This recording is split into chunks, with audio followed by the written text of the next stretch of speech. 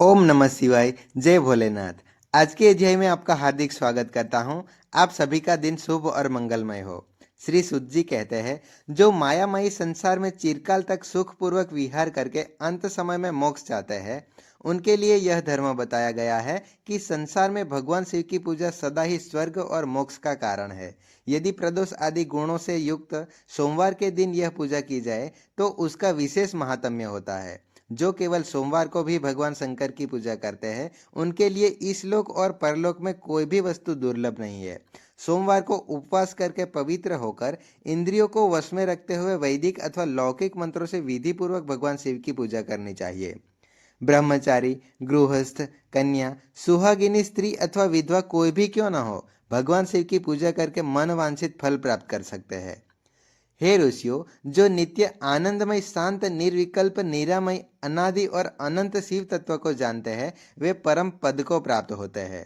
जो धीर पुरुष काम भोगों से विरक्त होकर भगवान शंकर में हेतु रहित पराभक्ति करते हैं, उनका मोक्ष हो जाता है और वे फिर संसार बंधन में कभी नहीं पड़ते। हे ऋषियों, इस विषय में अब मैं एक कथा कहूंगा जिसे सुनकर मनुष्य मोक्ष प्राप्त करता है और उसके मन में भगवान शिव की भक्ति जागृत हो जाती है। आर्यव्रत में चित्रवर्मा नाम से प्रसिद्ध एक राजा थे। वे दुष्टों को दंड देने में यमराज के समान माने जाते थे। वे धर्म मर्यादाओं के रक्षक, कुमार्गगामी पुरुषों को दंड देकर राह पर लाने वाले, समस्त यज्ञों का अनुष्ठान करने वाले और शरण में आए व्यक्तियों की रक्षा करने में समर्थ थे। भगवान शिव और विष्णु में उनकी बड़ी भक्ति थी। राजा चित्रवर्मा ने अनेक पराक्रमी पुत्रों को प्राप्त किया और अंत में एक सुंदर मुख वाली कन्या भी प्राप्त हुई। एक दिन राजा ने जातक लक्षणों के ज्ञाता श्रेष्ठ ब्राह्मणों को बुलाकर कन्या की जन्म कुंडली के अनुसार भावी फल पूछा। तब उन ब्राह्मणों में से एक महान विद्वान ने कहा, महाराज, यह आपकी कन्या सीमंतिनी नाम से प्रसिद्ध होगी। यह भगवती उमा की तरह मांगल्यमयी, दमयंती की तरह परम सुंदरी, सरस्वती जी के समान सभी कलाओं को जानने वाली तथा महालक्ष्मी जी की तरह अत्यंत सद्गुणों से सुशोभित होगी। यह 10,000 वर्षों तक अपने स्वामी के साथ आनंद भोगेगी और 8 पुत्रों को जन्म देकर उत्तम सुख का उपभोग भी करेगी। इसके बाद दूसरे ब्राह्मण ने कहा, महाराज, यह कन्या 14वें वर्ष में ही विधवा हो जाएगी। यह वज्राघात के समान दारुण वचन सुनकर राजा 2 घड़ी तक चिंता में ही डूबे रहे। उसके बाद सभी ब्राह्मणों को विदा करके उन्होंने यह समझ लिया कि सब कुछ भाग्य के अनुसार ही होता है और उन्होंने चिंता त्याग दी। राजा की कन्या सीमंतिनी धीरे धीरे सयानी होने लगी। जब उसने अपनी सखी के मुंह से अपने भविष्य के वैधव्य की बात सुनी कि उसे 14वें वर्ष में विधवा होने का दुर्भाग्य झेलना पड़ेगा, तो यह सुनकर उसे बड़ा खेद हुआ। चिंता मग्न होकर उसने याज्ञवल्क्य मुनि की पत्नी मैत्रेयी से पूछा, माता जी, मैं आपके चरणों की शरण में आई हूँ। मुझे सौभाग्य बढ़ाने वाले किसी सत्कर्म का उपदेश दीजिए। शरण में आई हुई राजकन्या से पतिव्रता मैत्रेयी ने कहने लगी, सुंदरी, तू शिव सहित पार्वती जी की शरण में जा। सोमवार को एकाग्रचित होकर स्नान और उपवास पूर्वक स्वच्छ वस्त्र धारण कर शिव और पार्वती का पूजन कर। सोमवार के दिन शिव और पार्वती जी की आराधना करती रह।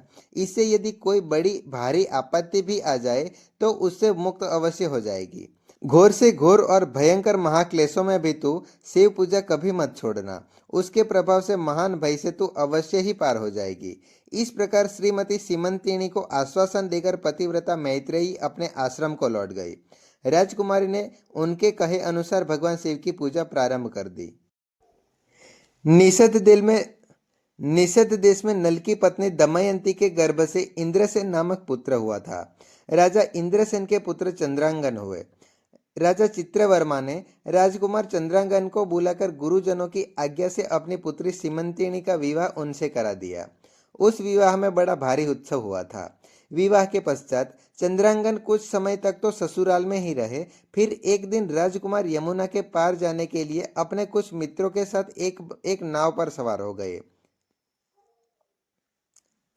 फिर एक दिन राजकुमार यमुना के पार जाने के लिए अपने कुछ मित्रों के साथ एक नाव पर सवार हो गए, परंतु भाग्यवश नव यमुना के भंवरों में मल्लाह सहित डूब गई।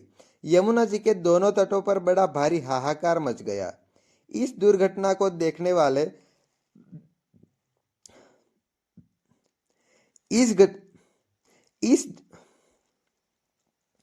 इस दुर्घटना को देखने वाले समस्त सैनिकों के विलाप से उस इस दुर्घटना को देखने वाले समस्त सैनिकों के विलाप से उस समय सारा आकाश भूमंडल गूंज उठा।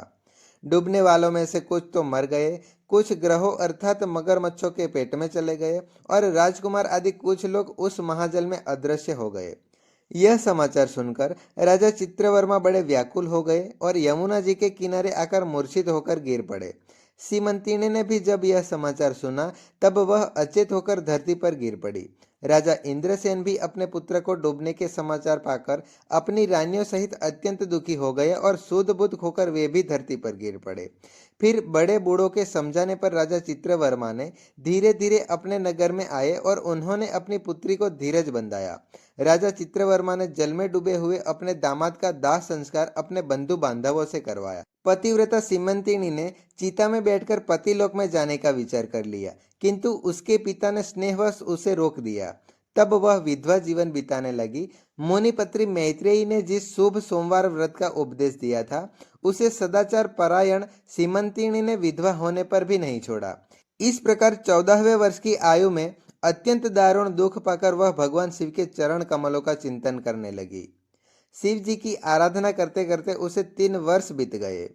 उधर पुत्र शोक में उन्मत्त हुए राजा इंद्रसेन को बलपूर्वक दबाकर उनके भाइयों ने उनका सारा राज्य छीन लिया और उन्हें पत्नी सहित पकड़कर कारागृह में डाल दिया। राजकुमार चंद्रांगन जब यमुना के जल में डूबे तो नीचे नीचे गहराई में उतरते चले गए।